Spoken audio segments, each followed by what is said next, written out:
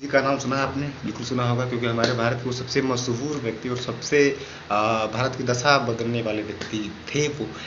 इनकी एक बड़ी मज़ेदार चीज़ बताने वाला हूँ, आप बस सभी को सुनिएगा बड़ी ध्यान से। बहुत ही एक ऐसी छोटी सी कहानी है जिससे आप सुनकर निश्चित ही शॉक होंगे। सुनिए मेरी ये कहानी, क्या मेरी नहीं, वो स्वामी विवेकानंद जी की कहानी क्या है।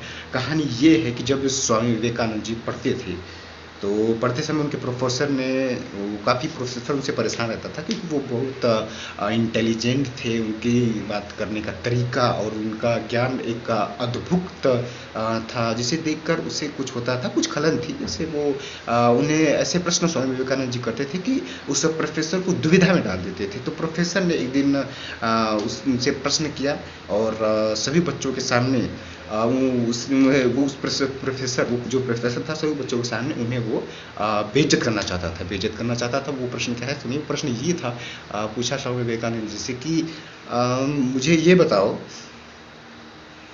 बताओ कि अगर तुम्हें दो चीज़ें चुनने को मिले, एक पहली चीज़ होगी बुद्धि और दूसरी चीज़ होगी पैसा, तो तुम इन दोनों चीज़ों में से, उस प्रोफेसर ने कहा कि तुम्हें अगर दो चीज़ें दी जाए तो तुम उनमें से क्या चुनोगे? पहली चीज़ है बुद्धि, दूसरी चीज़ है पैसा।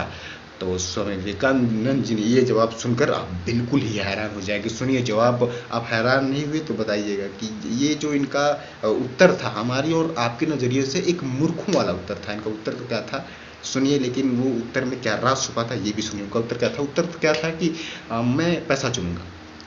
प्रोफेसर ने कहा कि मैंने कहा ही था कि तुम बुद्धि हो, अज्ञानी हो।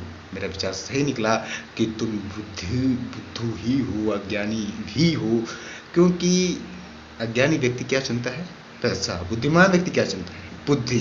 स्वामी विवेकानंद जी ने इसका बड़ा ही सहज भाव से, बड़ा ही सरलता से उत्तर दिया। कहा कि जिसके पास जो नहीं होगा वही न चुनेगा। आपको ऐसा लगता है कि आपके पास बुद्धि नहीं है, मुझे ऐसा लगता है कि मेरे पास बुद्धि है लेकिन मेरे पास पैसा नहीं है, इसलिए मैंने पैसे को चुना।